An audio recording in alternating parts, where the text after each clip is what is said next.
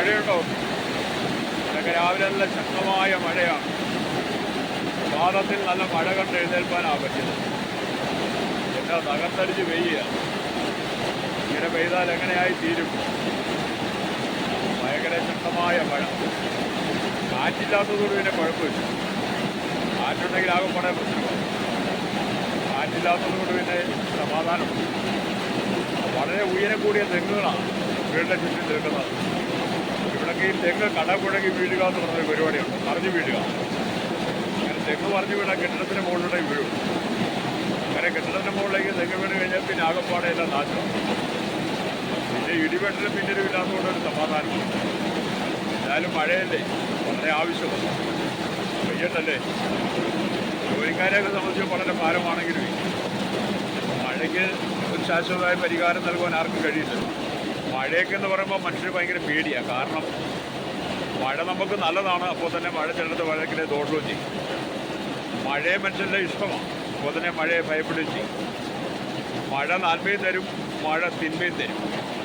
എന്ന് പറഞ്ഞാൽ നന്മ നമുക്ക് എല്ലാത്തിനും പ്രയോജനമാണ്. അപ്പോൾ തന്നെ മഴ പെയ്ത് ശക്തമായിട്ട് ഇറങ്ങിയ പ്രളയങ്ങളുണ്ടാകാം, ഭൂചലനങ്ങളുണ്ടാകാം, അതുപോലെ ഉരുൾപൊട്ടൽ നാശങ്ങൾ, അതുകൊണ്ട് മരണം വരെ സംഭവിക്കും.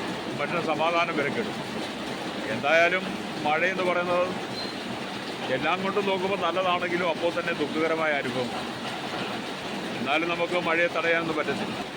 മനുഷ്യനെ സംബന്ധിച്ച് എല്ലാത്തിൻ്റെയും ചോർച്ചയടയ്ക്കാനും ഓട്ടയടയ്ക്കാനും ഒക്കെ കണ്ടുപിടിച്ചു. ഡാമായാലും ചെക്ക് ഡാമായാലും അതുപോലെ മറ്റെന്തെങ്കിലും ഓട്ടകളുണ്ടെങ്കിൽ അടയ്ക്കാൻ മനുഷ്യൻ കണ്ടുപിടിച്ചു. പക്ഷേ ആകാശത്തിൽ മഴ പെയ്യുമ്പോൾ ആ ഓട്ടയടയ്ക്കാൻ ആർക്കാണ് കണ്ടുപിടിക്കാൻ പറ്റും? ഒരു ശാസ്ത്രജ്ഞന്മാർ പോലും കഴിയത്തില്ല. അപ്പോൾ ദൈവത്തിൻ്റെ പ്രവൃത്തി അത്ര ഭയങ്കരമല്ലേ. ഭൂമിയിലുള്ള എല്ലാ ഓട്ടകളും ദൈവം അല്ലെങ്കിൽ മനുഷ്യനടയ്ക്കും. ദൈവം ചില ഓട്ടകൾ തന്നാൽ അത് അടയ്ക്കാൻ ആർക്കും പറ്റത്തില്ല. അതിപ്പോൾ ഈ മഴയായാലും ജീവിതത്തിലായിരുന്നാലും നമ്മുടെ ജീവിതത്തിൻ്റെ ഏത് സാഹചര്യത്തിൽ ചില ഓട്ടകൾ വീഴും. അപ്പോൾ ഇങ്ങനെ വെള്ളം പൊട്ടിപ്പുറപ്പെട്ട് വരുന്ന പോലെ പൊട്ടിപ്പുറപ്പെട്ട് വരും. അതിലൊന്നും അടയ്ക്കാൻ ആർക്കും കഴിയില്ല. പിന്നെ ഭൂമി നമ്മുടെ ജീവിതം എന്ന് പറഞ്ഞാൽ ചെറിയ കാലം മാത്രം. ആ ചെറിയ കാലം എന്ന് പറയുന്നത് കർത്താവിന് കൊടുത്തുകൊണ്ട് ജീവിക്കുക എന്നുള്ളത്. നമുക്ക് ഏത് സമയത്ത് ആ മരണം വരുന്നതെന്ന് പറയാൻ പറ്റുന്നു. ഈ മഴയൊക്കെ കാണുമ്പോൾ നമുക്ക് അതാണ് ഏറ്റവും കൂടുതൽ ചിന്തിക്കാനുള്ളത്. എപ്പോഴാണ് നമ്മുടെ സമയമെന്ന് നമുക്കറിയും.